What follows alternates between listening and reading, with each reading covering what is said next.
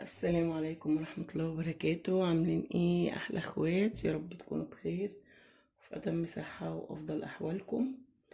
طبعا بحب اسلم على كل حبايبنا اللي وحشونا، وبقول لهم طبعا انتوا وحشتونا كتير كتير كتير. ربنا يجمعنا بيكم دايما كده على خير، وان شاء الله مكملين مع بعض. معلش انا بتغيب كده عنكم شوية وبرجع لظروف كده معينة، الله المستعان. بتمنى منكم تدعوا لي انا واختي زوجي بالشفاء ان شاء الله، وربنا يشفي كل مريض يا رب. المهم النهارده بقى جايين بفيديو كده جميل وحلو وان شاء الله هيعجبكم. ان شاء الله هنعمل السترس يعني باقل المكونات وباقل التكاليف. والمكونات كلها زي ما انتم شايفين ان شاء الله هعرفكم عليها دلوقتي، موجوده في البيت، غير مكلفه بالمره، وان شاء الله ممكن ب5 جنيه تعملي احلى سترس لجميع التنظيفات، ارضيات، حمامات، آه، دهون، بوتاجازات، ارضيات، كل حاجه، احواض. بجد جميل جدا. هو 4 مكونات كده زي ما احنا شايفين. اول مكون معانا معلقه كبيره كده من ملح الليمون، تكون مليانه كده، وواقع منها كمان. انا حبيت المعلقه عشان اوريها لكم.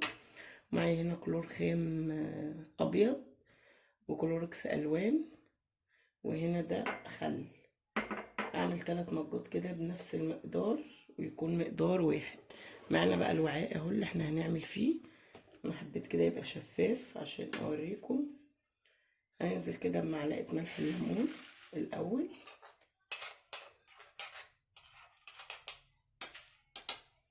اهو تمام. طبعا البسي بقى حاجه كده على نفسك علشان خاطر التفاعل. لو مش حابه تمام. هنبدأ ننزل بالخل الأول، بسم الله الرحمن الرحيم. اهو زي ما انتوا شايفين كده نزلت بالخل، واعمل كده شوية بحيث ان الملح كده يدوب. اهو يا رب تكونوا شايفيني، تكون الصورة واضحة لكم. اهو ابدأ كده اهزه شوية بحيث ان هو خلاص يدوب معايا. ابدأ بعد كده تاني خطوة امشي ارد بالخطوات كده، انزل بالكلوركس الالوان كله. هو سميك كده شوية معايا اهو.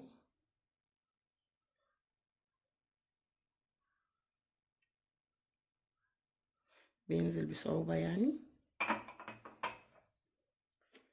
واخر حاجة هنزل بالكلوروكس اللي هو الابيض. بصوا بقى التفاعل اللي هيحصل دلوقتي والفوم، بسم الله. بصوا شايفين، بصوا عامل ازاي، بصوا الرغوة اللي عملها اهو. الستريس بنشتريه غالي جدا، ده لجميع التنظيفات.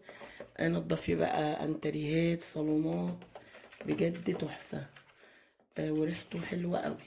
بنشتريه طبعا غالي، لكن احنا بصوا ب3 مكونات وملح الليمون عملنا احلى ستريس.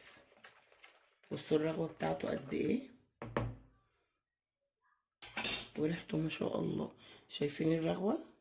بصوا الرغوة عاملة ازاي بجد. حبايب قلبي تعالوا بقى كده ايه، نغسل الحوض.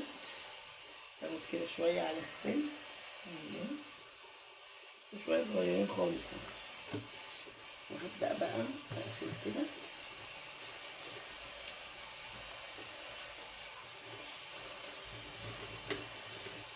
نغسل بقى الحوض بتاعنا خليه زي الفل. بجد بنلمع كل حاجة، بجد تحفة. هي الخلطة نفسها جميلة جدا. انا هدعكوا بقى دعكة حلوة كده وارجع لكم اوريلكم. اهو طبعا دعكته كده دعكة محترمة.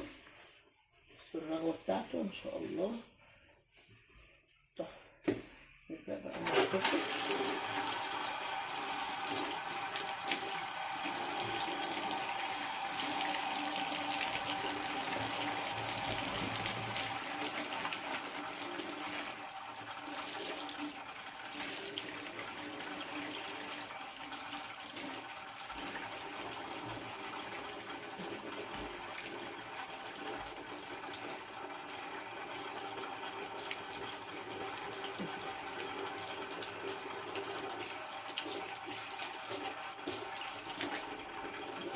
خضرة.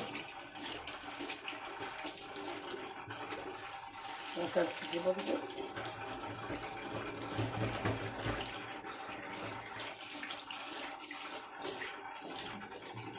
رأيكم بقى في الحوض؟ بصوا الحوض بقى بيلمع ازاي، يعني بأبسط المكونات كده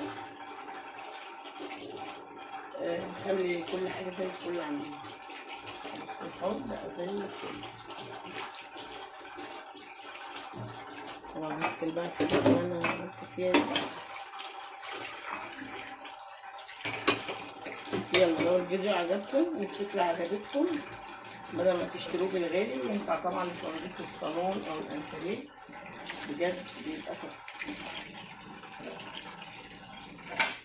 بحبكم في الله، في رعاية الله، مع السلامة.